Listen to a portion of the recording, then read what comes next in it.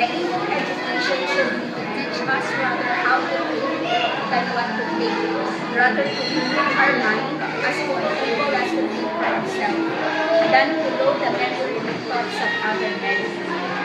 So education will not teach us what to think, but how to think. If you are to take exams, if you are to interview, they will not be asking you questions.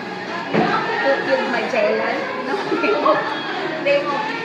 What they will be asking you are all educations about life.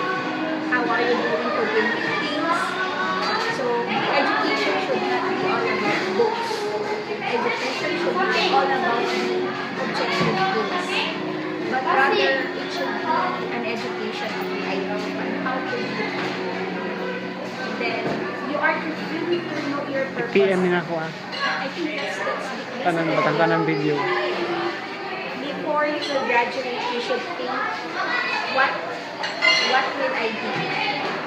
Will I be the kind teacher, the quiet teacher? Will I be the strong Mag-i-upload niya by friends and animo. Ako rin yung tagaan. You need to decide. As early as now, you need to decide. Then internalize. I will be a teacher. I'll be a strong